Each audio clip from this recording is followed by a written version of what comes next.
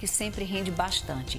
Herança. Esse assunto tem muita dúvida, tem muita briga de família, envolve falecimento, porque a gente já aprendeu em outros programas aqui que não existe herança com as pessoas vivas.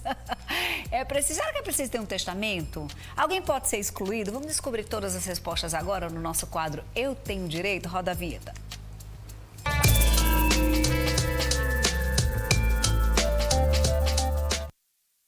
Eu recebo a advogada Airã Falcone. Airã, boa tarde, seja bem-vinda aqui com você. Boa tarde, Fernanda. É um prazer sempre ser convidada aqui para conversarmos sobre assuntos de direito, né? A alegria é nossa. Airã, existe herança ou divisão de partilha de bens, divisão de bens com os pais ou com as pessoas que possuem o bem em vida? Não existe efetivamente herança de pai vivo nem de mãe viva. O que pode acontecer, e em muitos casos até deve, é a questão do planejamento sucessório.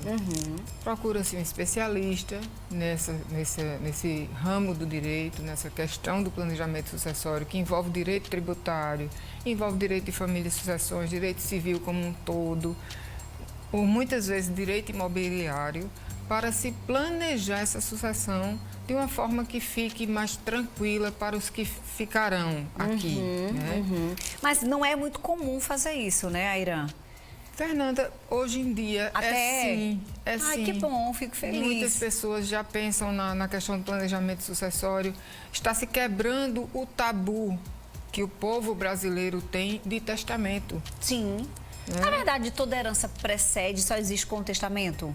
Não, de forma alguma. A herança é o conjunto, dos bens, né, do patrimônio, bens financeiros, imóveis, semoventes, tem todo o arcabouço de bens que o casal ou uma pessoa só amealhou em vida, certo?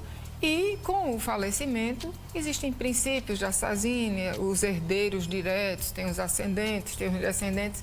É um pouquinho mais, como é que eu posso dizer, minucioso isso.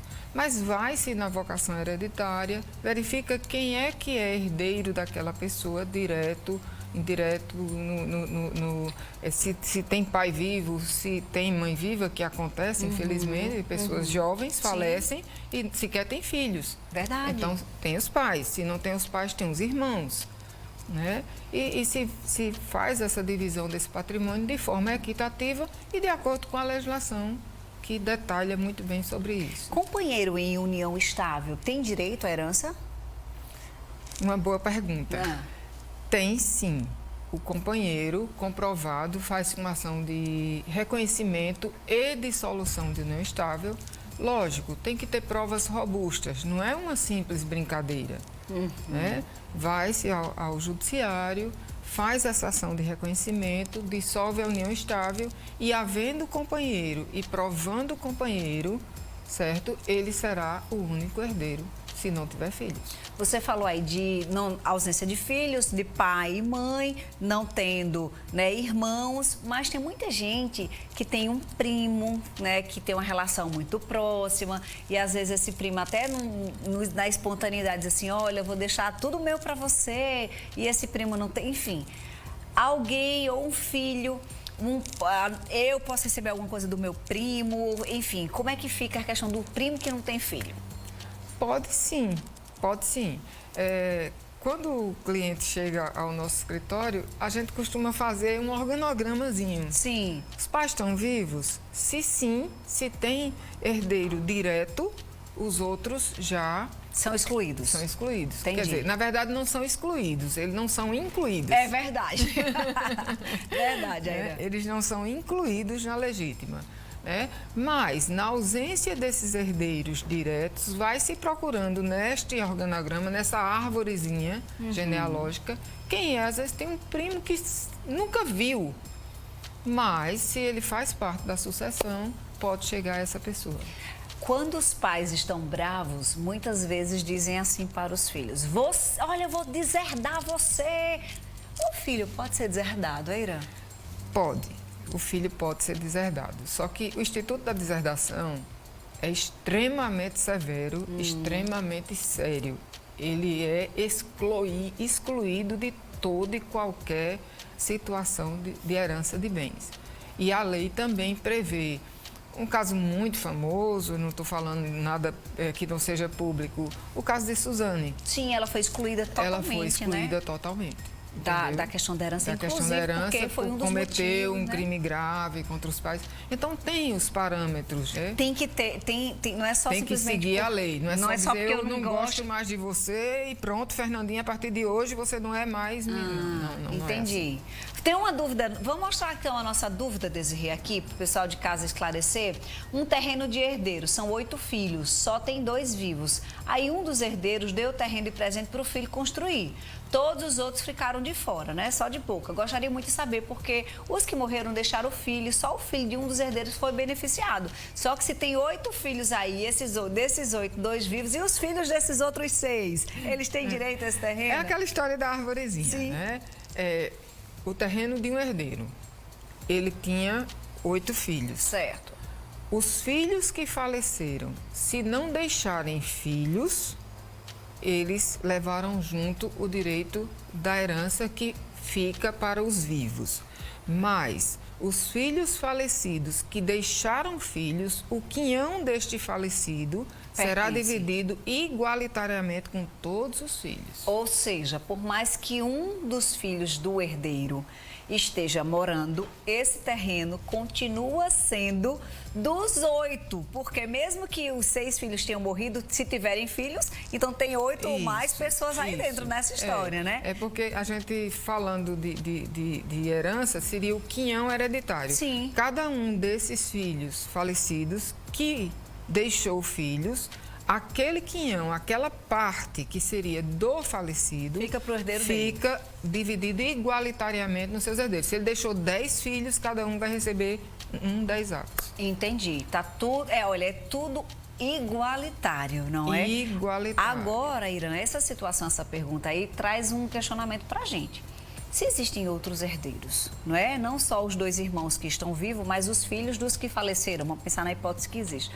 Só um está morando e construindo nessa... Esse herdeiro poderia ter dito assim, ó, vá para o terreno, construa a sua casa e os outros poderiam ficar de fora. Não pode gerar um problema aí familiar? Sim, pode. Se a gente for para o direito civil, ele está construindo em um terreno que não é dele. Entendi. Essa benfeitoria é necessária ou é voluptuária?